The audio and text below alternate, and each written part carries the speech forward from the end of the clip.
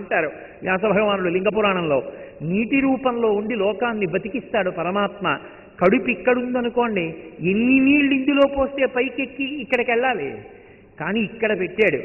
ఆ నీళ్ళు ఆయన ఇచ్చాడు. గడగడ గడగడ తాగితే నీళ్లు కడుపులోకి వెళ్ళి ప్రాణాలు నిలబడుతున్నాయి. ఈశ్వర ఎంతటి కరుణామూర్తివి.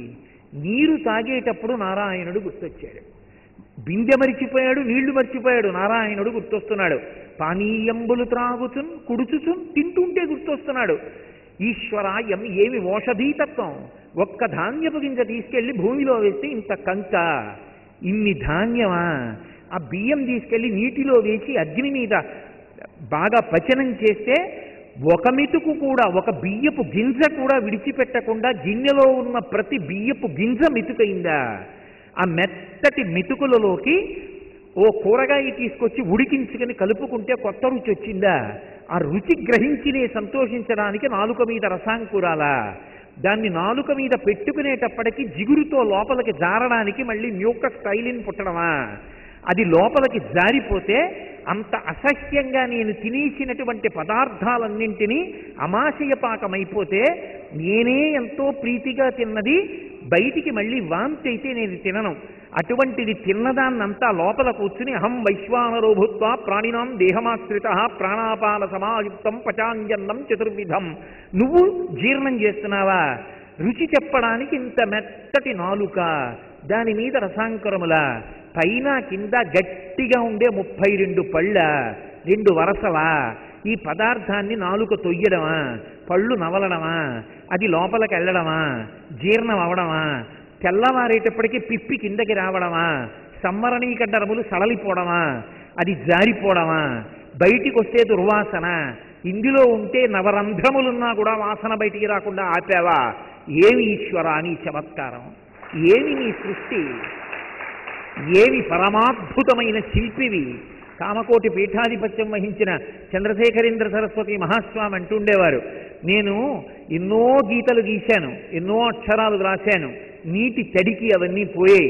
నేను మా అమ్మ కడుపులో ఉండగా ఒక మహాశిల్పి గీశాడు ఈ గీతలు. ఎన్నిసార్లు కడిగానో ఈ చెయ్యి, ఆ గీతలు మాత్రం పోలేదు. ఏ ఉనిపెట్టి గీశాడో. కాబట్టి ఆయనని స్మరించడానికి, ఆయన జ్ఞాపకానికి రావడానికి, ఆయన జ్ఞాపకానికి వచ్చి పరవశం కలిగి విశ్వాన్ని మర్చిపోవడానికి అధ్యవసాయముతో కూడుకున్నటువంటి బుద్ధి ఉండాలి తప్ప భక్తి కొరకు ప్రత్యేకంగా ఒక గదిలో కూర్చున్నంత మాత్రం చేత తరించడం ఎలా సాధ్యం అవుతుంది?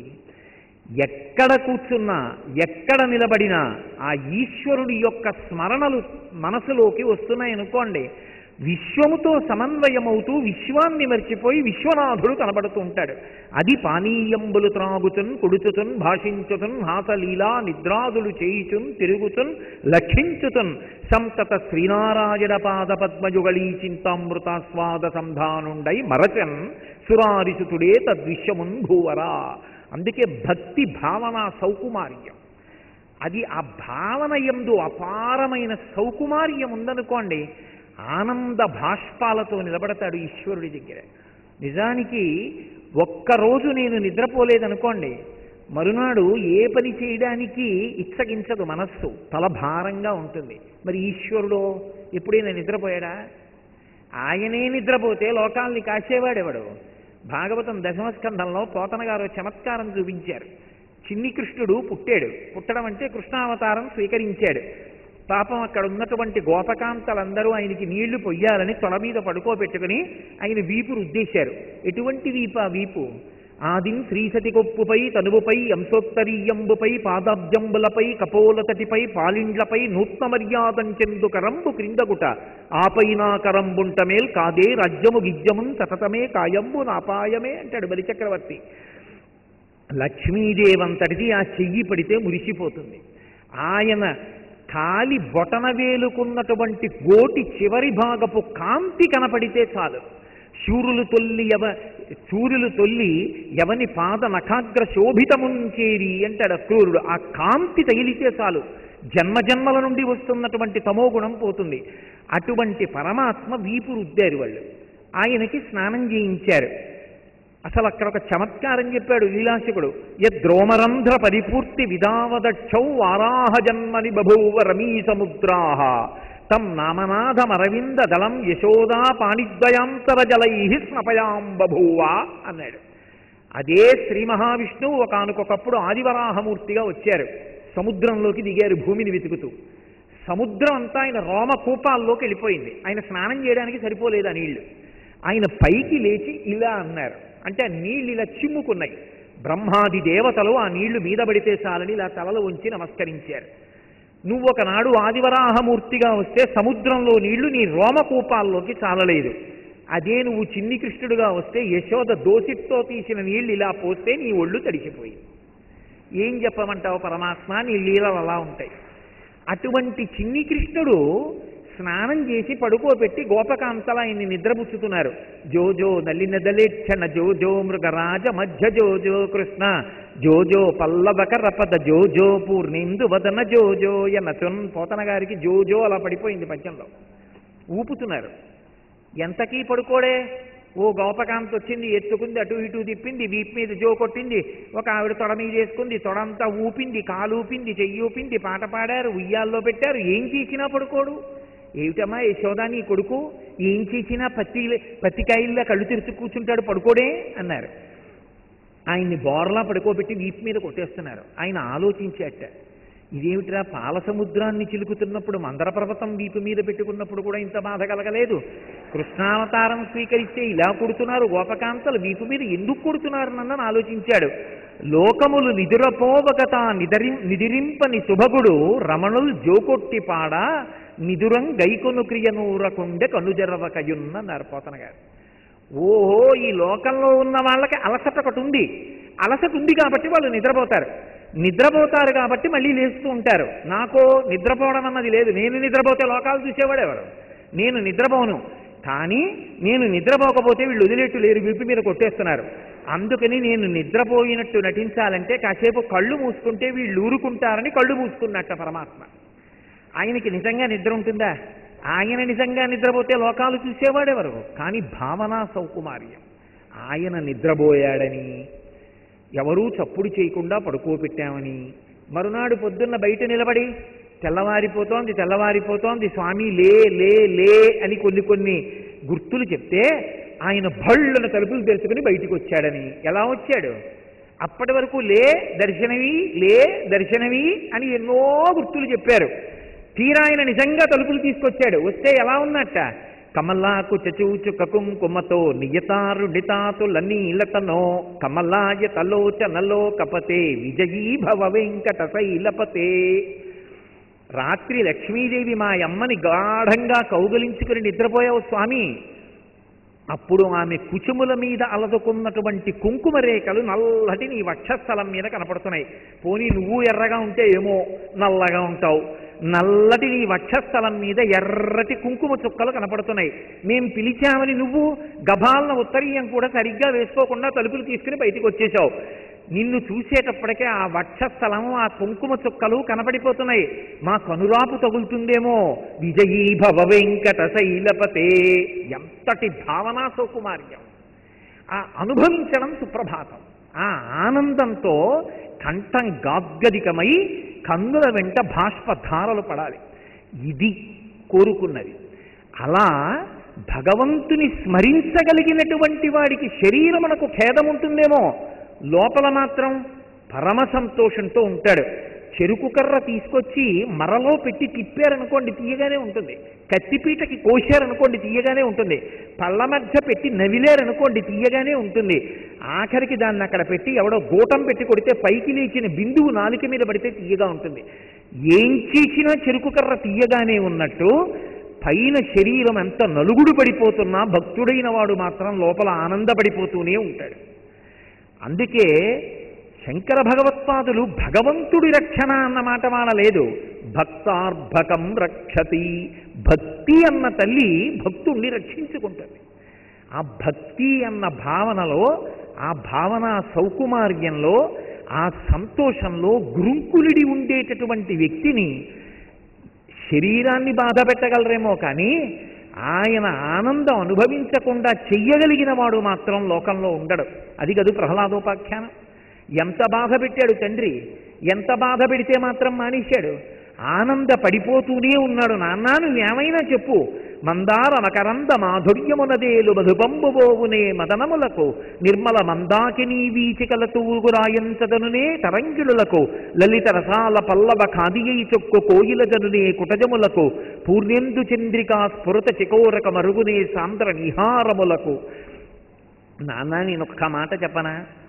అంబుజోదర దివ్యపాదార వింద చింతనామృతపాన విశేషమత్త చిత్తము ఏ రీతి ఇతర విషయంబు చేర నీర్చు వినుత గుణశీల మాటలు వేయునేవా.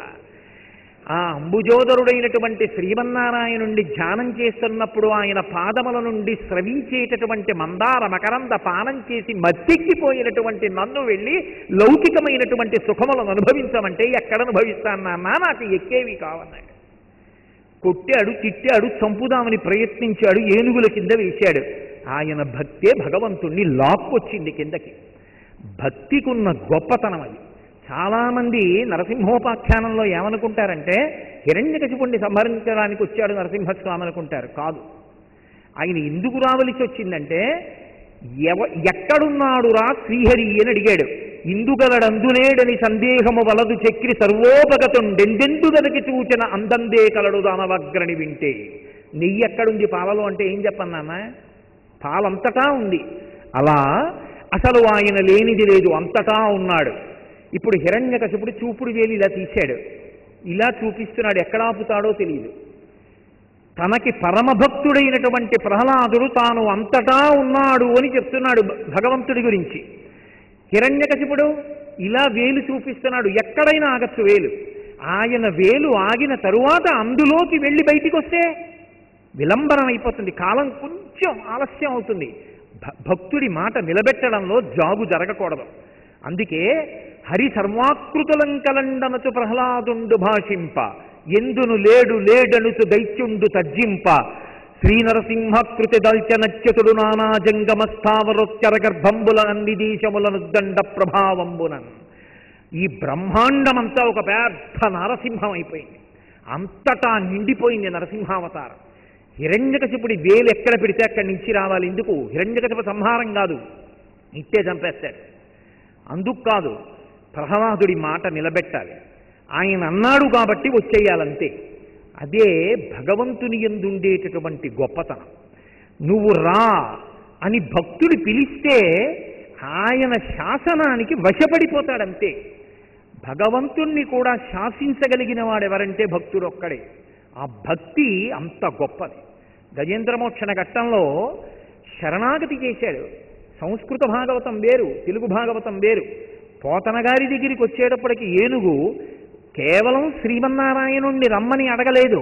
కలుగడే నా పాలి కలివి సందేహింప కలిమిలేములు లేక కలుగువాడు నా కడ్డబడరాడి నలిన సాధువులచే బడిడి సాధువుల కడ్డు బడిడివాడు చూడడే నా పాటు చూపుల చూడక లోపలి చూపులు చూచువాడు అని. ఆ వచ్చేటటువంటి వాడు ఎలా రావాలి అంటే మొరగుల మొరలెరుంగుచు తన్ను మరగువాడు ఆది మధ్యాంతములు లేక ఎరలువాడు భక్త జనముల దీనుల పాలివాడు వినడే చూడడే తలపడే వెగరాడే అంది. వచ్చేటప్పుడు తనని తాను మరిచిపోయి రావాలి భగవంతుడు. అది ఏమిటి? ఎప్పుడైనా పూజ చేశాడా గజేంద్రుడు? ఎప్పుడైనా భగవన్నామని చెప్పాడా? లేదు. అంత కష్టం వచ్చి మొసలి పట్టుకుంటే అది కూడా ఎన్నాళ్ళు, ఇక ప్రాణం పోయే ముందు చెప్పాడు ఈ మాట. నియమం పెట్టాడు, నువ్వు మామూలుగా వస్తే కుదరదు, నిన్ను నువ్వు మరిచిపోయి రావాలన్నాడు. ఆయన భక్తికి లొంగిపోయాడంతే, ఏం మామూలుగా రాలేదు. ఆ వచ్చేటప్పుడు ఎక్కడి నుంచి రావాలి ఆయనకి తెలియదు, పిలిచాడంతే.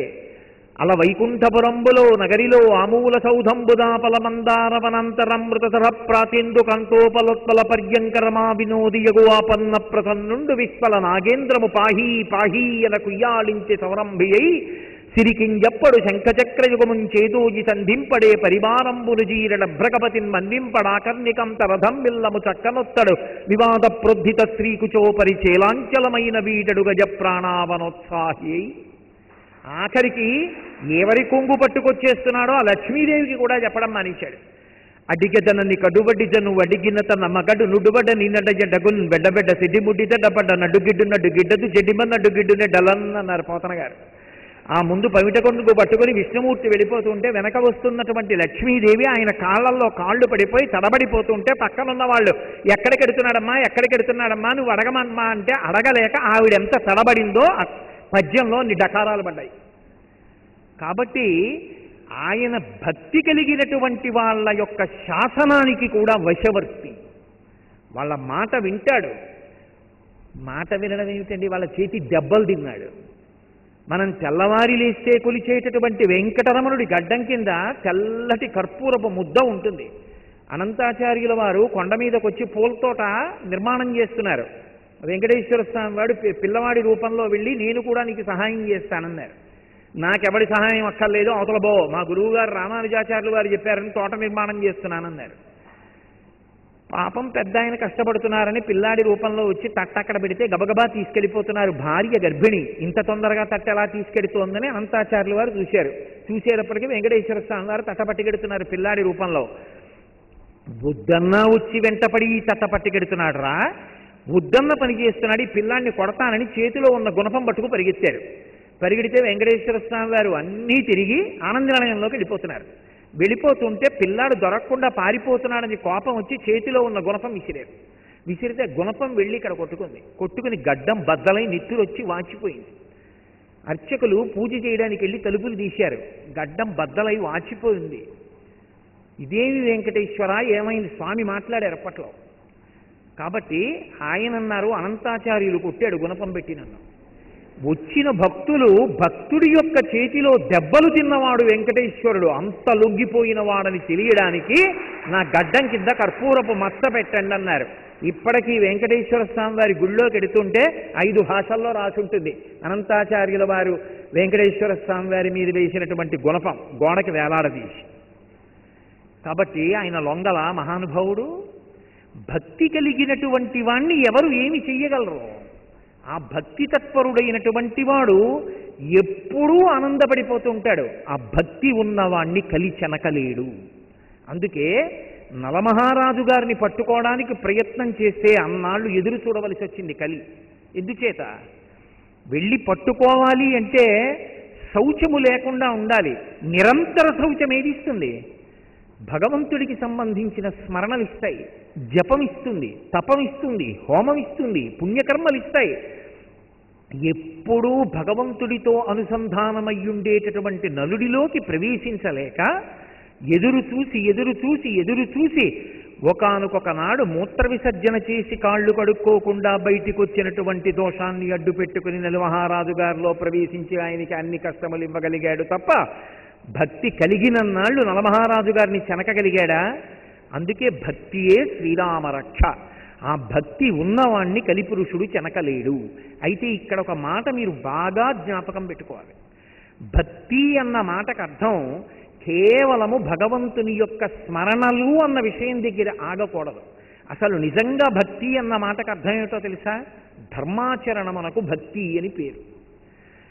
నాకు మా అబ్బాయి తీసుకొచ్చి ప్రతిరోజు బుట్టడు పూలు నా పాదాల మీద పోసి మెళ్ళో ఓ పెద్ద పూలదండ వేసి నా ఒళ్ళంతా చందనం రాసి నా కాళ్ళ మీద పడి నమస్కారం చేసి వీధిలోకి వెళ్ళి మాత్రం నేను వద్దన్న పనులన్నీ చేస్తున్నాడు అనుకోండి, నేను సంతోషిస్తానా? నా రెండో కొడుకు మాత్రం పొద్దున్నే వచ్చి నా 2 కాళ్ళకి నమస్కారం పెట్టి పరమధార్మికమైన జీవనం చేసి నేను ఎలా బ్రతకమన్నానో అలాగే బ్రతికి తృప్తితో జీవనం చేస్తున్నాడు అనుకోండి, నేను ఎవరిని చూస్తే సంతోషిస్తాను?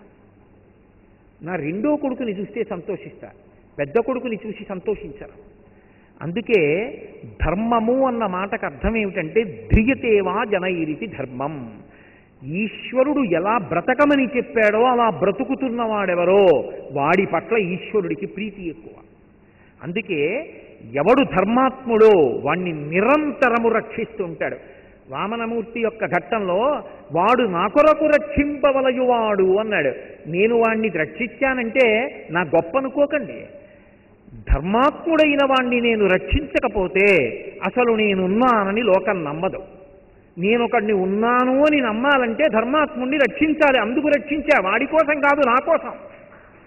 అందుకే ధర్మాత్ముడు ఎక్కడుంటాడో అక్కడే పరమేశ్వరుడు ఉంటాడు. వాడితోనే కలిసి నడుస్తూ ఉంటాడు భగవంతుడు ఎప్పుడు. అందుకే శ్రీరామాయణంలో ధర్మం గురించి కౌసల్యామాత ఒక మాట మాట్లాడుతుంది. దాన్ని చద్దెన్నపు మూట అంటారు పెద్దలు. ఈ శ్లోకం పిల్లలకి తప్పకుండా చెప్పండి అంటారు. ధర్మాచరణము మనకి సమయం అంతా అనుకూలంగా ఉన్నన్నాళ్ళు చేయడం కాదు, సమయము ప్రతికూలంగా ఉన్నప్పుడు కూడా ధర్మాచరణమును విస్మరించరాదు. ధర్మము ధర్మమే, ధర్మాన్ని ధర్మంగా నిర్వర్తిస్తూనే ఉండాలి. రాముడు పుట్టాడు, పెరిగాడు, పెద్దవాడయ్యాడు, వశిష్ఠ విశ్వామిత్రులకు శిష్యుడయ్యాడు, వాళ్ళందరి దగ్గర పాఠాలు నేర్చుకున్నాడు, సీతమ్మని వివాహం చేసుకున్నాడు, అయోధ్యానగరానికి తిరిగి వచ్చాడు, అంతఃపురాల్లో కాపరం చేశాడు, దశరథ మహారాజు గారి ఛత్రఛాయల్లో జీవనం చేశాడు. అప్పుడు ధర్మాచరణం చేయడం గొప్ప కాదు. రాజ్యం నుంచి బయటికి వెళ్ళిపోవలసి వచ్చి, తాను తప్పు చేయకపోయినా అరణ్యవాసం చేయవలసి వచ్చి, ఆఖరికి జట కూడా తల దువ్వుకోకుండా జిల్లేడు పాలు పోసుకొని, మర్రిపాలు పోసుకొని, జటలు కట్టుకొని, చెప్పులు లేకుండా నారచీరలు కట్టుకొని 14 సంవత్సరములు అరణ్యవాసం చెయ్యాలి. కౌసల్యంది, ఇన్నాళ్ళు ధర్మం పట్టుకున్నావు, చాలా తేలిక. ధర్మం రక్షించిందన్నావు, తేలిక. ఇప్పుడు నీకు కాలం ఎదురు జరిగింది, ఇప్పుడు నీకు అనుకూలం కాదు, అరణ్యవాసానికి ఎడుతున్నావు, అన్నీ కష్టాలే. నీ భార్యకి కష్టం, నీకు కష్టం, దోమలు కుడతాయి, ఈగలు కుడతాయి, క్రూర మృగాలు ఉంటాయి. ఇంత గొప్పవాడివి ఎక్కడో పర్ణశాల కట్టుకు పడుకోవాలి, అప్పుడు కూడా పట్టుకోగలవా? రామా, నీకు ఆశీర్వచనం చేస్తున్నాను. యం పాలయసి ధర్మం త్వం ధృత్యాచ నియమేనచ సవై రాఘవసార్థూలా ధర్మస్వామభిరక్షతు. ఏ ధర్మాన్ని ఇంతకాలం నియమంతో పట్టుదలతో అనుష్ఠించి దాని యొక్క అనుగ్రహాన్ని పొందావో, కాలము ప్రతికూలముగా ఉన్నప్పుడు కూడా ఆ ధర్మాన్ని పట్టుకుని నువ్వు రక్షింపబడదవుగాక, ధర్మాన్ని మాత్రం విస్మరించవద్దు అంది. రాముడు ధర్మాన్ని ఒక్క విషయంలో పక్కన పెట్టాడు అనుకోండి, 2 కాండలు లేవు రామాయణంలో. కిష్కింధకాండలో సుగ్రీవుడితో స్నేహం చేసుకోవడం మానేసి వాలితో స్నేహం చేసుకుంటే చాలు, వాలి చిటిక వేసి పిలిస్తే వస్తాడు రావణాసురుడు, అంత భయం. అటువంటి వాలితో స్నేహం చేసుకోవాలా, ఎందుకనంటే వాలే పెద్ద దోషం చేశాడు, తమ్ముడి భార్యను తెచ్చి తాను అనుభవిస్తున్నాడు. నువ్వే అధర్మంలో ఉన్నావు, నీతో నాకు స్నేహం ఏమిటి? వాలిని సంహరించి సుగ్రీవుడితో స్నేహం చేసుకున్నాడు ధర్మం కోసం. ధర్మం కోసం సుగ్రీవుడితో చెలిమి చేసుకున్నాడు కాబట్టి సుందరకాండ వచ్చింది, యుద్ధకాండ వచ్చింది, తర్వాత పట్టాభిషేకం అయింది. ఎవడెలా పోతే నాకెందుకు, నా పనివడం కావాలని చెప్పి మార్గాన్ని విడిచిపెట్టి పనివడం ఒకటే చూసుకుని ఉంటుంటే ఇవాళ రామాయణం మనందరం ఇంత గొప్పగా చదువుకుంటామా? రామాయణాన్ని ఇంత కీర్తిస్తామా?